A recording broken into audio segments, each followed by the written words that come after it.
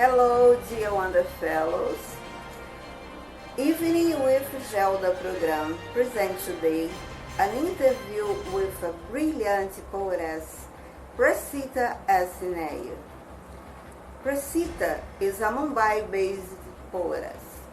She's a teacher by profession, but writing poems is her passion since college days. She writes poems on assorted topics inspired on nature, women, friendship, etc. Also, she writes articles on environmental issues. Apart from writing poems, her hobbies include reading and listening to music. Some of her poems have been published in Blitz magazine, Asian Age, and Upbeat magazine. Some other ones have been published an anthology of poems named Treasures, a Symphony of Memories. So, dear poetess, let's start our interview. It's a great pleasure to be with you today. Dearest, what poetry means for you?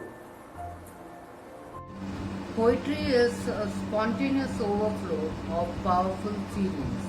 It helps to heal my pains, to express my admiration towards nature. Poetry is a mode of communication to the people on the particular subject.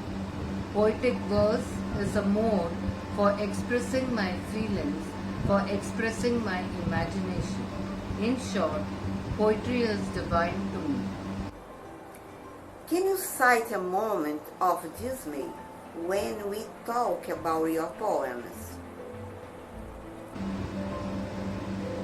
I don't have a feeling of distress about my poems. My poems are my emotions, penned down on various issues around us. My poems are always open for criticism. Constructive criticism and feedback can help me grow by shedding light and giving me the opportunity for improvement. How do you see critics of your works? I appreciate to have healthy criticism of my poems. The reason is there might be certain points to be modified or certain scope of improvements in my writing which I must have overseen. In what things do you disagree with the contemporary poets? Contemporary poets are a kind of literary revolutionaries who bypass the poetic canon of the bygone centuries prior to 1920s. They give priority to free verse rather than to metered poetry. They give more importance to self than the divine, unlike the classical poets. Which poets do you most admire and which ones you don't? Can you explain your reasons?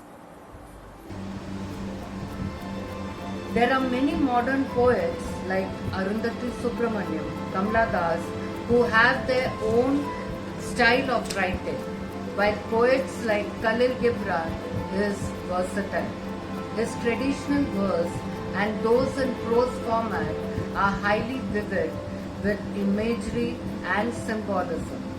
Amongst the modern poets, I admire Vikram Sheth. He is known for his clear and readable style, joyful use of language. His technical mastery of traditional forms of rhyme is worth admiring. Like the one poem of his, all you who sleep tonight, far from the ones you love, no hands to left or right, and emptiness above. What What's your opinion about the Facebook poets? Facebook is a platform where budding poets can have a chance of publishing their poems. They also get the feedback immediately, which is a motivation for them. Do you have an advice or suggestion for Facebook poets? The Facebook poets should be careful to abide by the terms and conditions put forth by the literary group. They can add spice to their poetry by adding a suitable picture along with their poetry. A short profile of the poet below his poetry will let the people know more about the budding poet. Does writing a poem take a lot of your time, or is it a momentary move? It depends. Certain poems I was able to write at a stretch, but some poems I have written at different times. I remember my poem, The Mute Boy. I wrote this poem getting up from my sleep at 2 a.m. When I was traveling by road, I saw a mute boy trying to converse with his friend by action. This is what made me write this poem about the feeling of a mute boy. I always carry a pocket diary with me.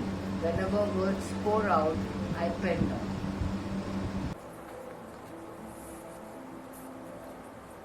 Do your poems reflect you? Yes, to a large extent. My writings are my emotions poured out to a certain happenings. Even if I read certain news or incidents in a magazine or a newspaper, I pen down my feelings. So my poems do reflect my emotions. Well, finalizing our interview, kindly, can you recite a poem of yours now? The title of the poem is The Sacred Pilgrimage. The sacred pilgrimage to the goal of bliss is only through sorrow and pain, through righteous means. Money can acquire material comforts, the temporary pleasures, but not eternal bliss. Let your service be free from taint of recognition, and so you will attain the bliss of supreme happiness.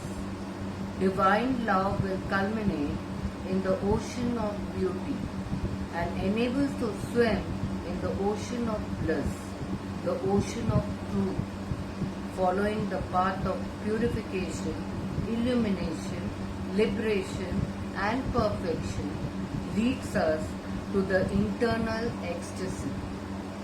Let this ocean of bliss lead us to the grace of eternal life and realize the eternal reality of divine life. Thank you.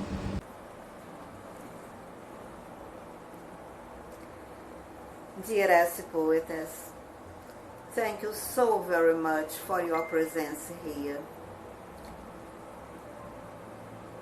And guys, see you in the next Sunday. Bye bye.